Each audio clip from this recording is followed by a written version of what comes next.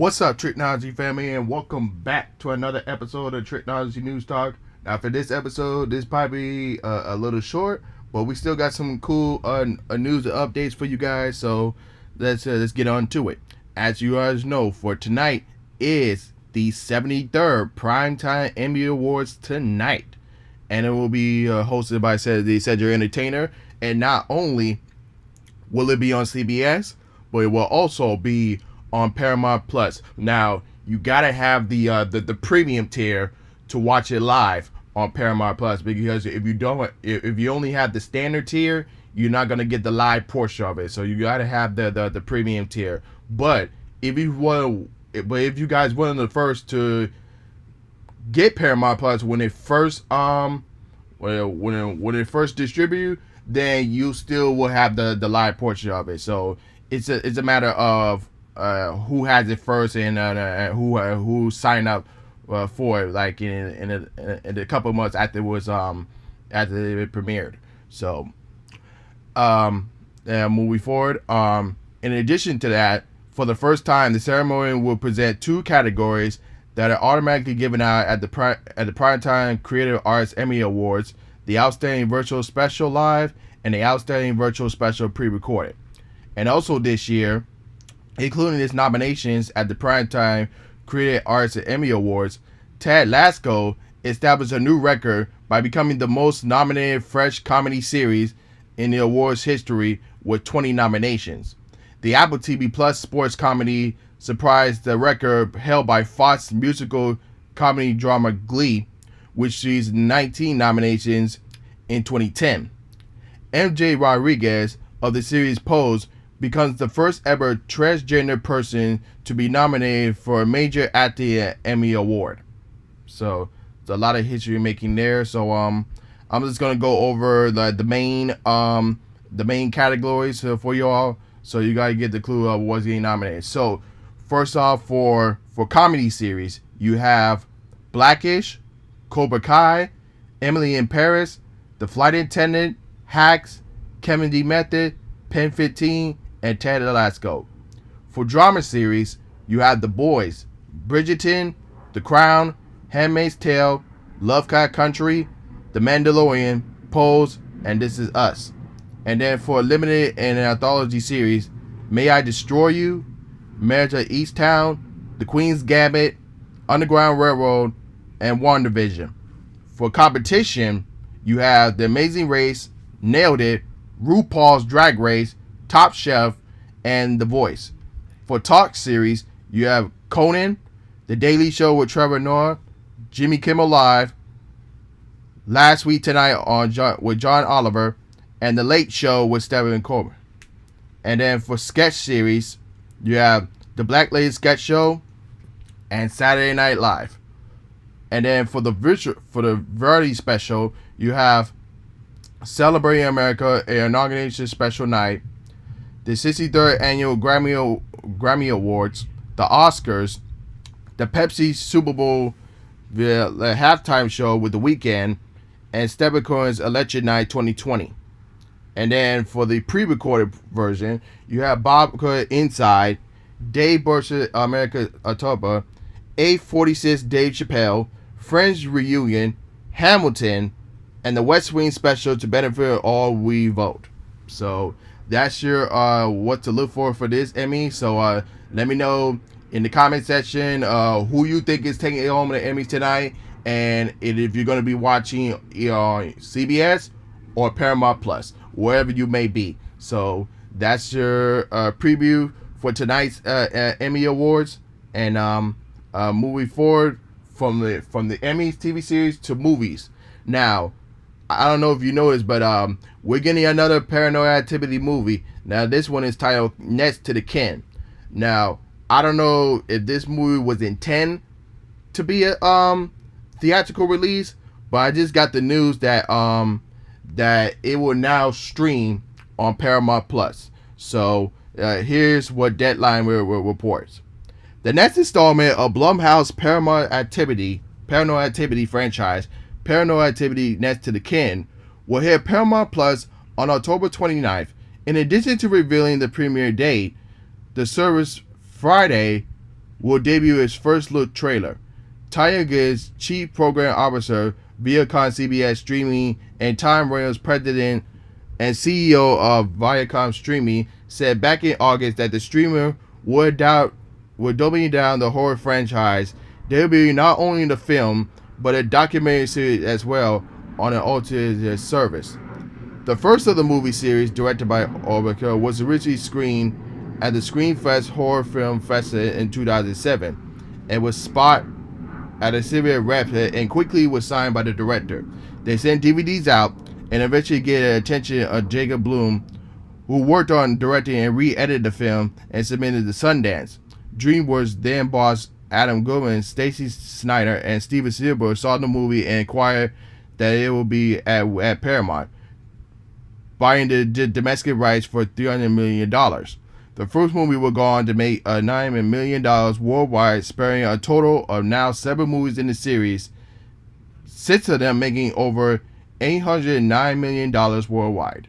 So, this is going to be very interesting. I've seen some of the Paranormal Activity movies. It was good for what it was, but you know, it is what it is. But I'm definitely gonna check out this next movie and see how it is, and definitely gonna see how it's gonna do, how well it's gonna do on Paramount Plus as well. So let's see what's gonna happen then. So moving forward, so as you guys know that we're very close to the fall season, and before you know it, we'll be hitting Halloween, Thanksgiving, and then through the holidays and winter, and then Christmas.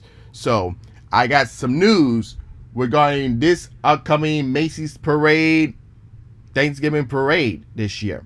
So, as reported, Macy's Thanksgiving parade will now feature a Baby Yoda, who's originally named Grogu, balloon based on the fun's popular designs from everyone's favorite little green Padawan from The Mandalorian. So we are finally getting Baby Yoda in the parade of the Thanksgiving Macy's parade. So you guys better be on the lookout for that, and check out for more updates on which characters is going to be revealed in the Macy's parade. So that's your update on that. If I have more news on that, be sure to keep on the lookout for that. And now, moving forward, as you know, yesterday, if you guys didn't know, PlayStation had a showcase revealed. So I'm just gonna go over the ones that I was really looking excited for. So the first one up is God of War Ragnarok. This looks good, and this I think this come out next year, if I'm not mistaken. I think this come out next year. Now for PlayStation 4 and PlayStation 5, and then we know that Star Wars, the Knights of the Republic, will get a PlayStation 5 re-image for that, and I can't wait to see how that goes. And then I think these two are the big ones. So we see a clip of Spider-Man 2. Not only you probably would get to play Peter Parker's version, but you also get to play Miles Morales' versions as well. So they'll be teaming up. So another surprise, that Venom will also be in the game. And not only will Venom be in the game, but the actor that will be voicing Venom is none other than horror legend Tony Todd. So that's going to be very interesting to check out.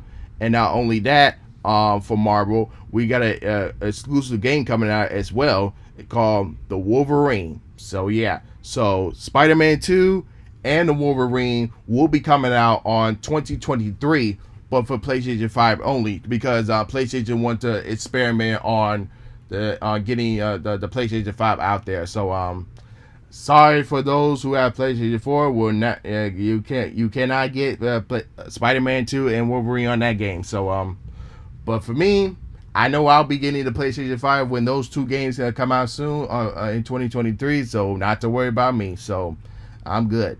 And moving forward, so ever since the original host of Jeopardy passed, the studio and the show executives are in deep water trying to find a new permanent host. But I think they got one until 2021. So here's the news that Mandy B. Blade and Kenya Jennings will host Jeopardy throughout 2021, even though they don't have a permanent host yet. So here's what Clubber said. Jeopardy is still out with a permanent host, but at least they found have one to solve 2021. Following the resign of Mike Richards as host and from executive producer role, Mandy Blake and Kenneth James are set to split host duties until the end of the year. Beginning on September 20th, Blake will run the show through November 5th, and after that, she and Jennings will share a podium based on their schedules. So it's going to be very interesting how that's going to turn out. But I think they're going to do great as hosts. But it's just going to have to see if they're going to be the new permanent host, or are they're gonna have someone else to be the host. But only time will tell. And then, but that's all the news that we have for today. So lastly for today, we're gonna do a movie review, and then this is on Macho, and not only is directed by Clint Eastwood, but he also stars in the movie as well. So the plot follows a former rodeo star, which is Clint Eastwood, who is hired to reunite a young man, played by Edward Minnie, in Mexico with his father, played by Dharma, in the United States. So this movie was pretty good for it was for the scenery and also the music score, but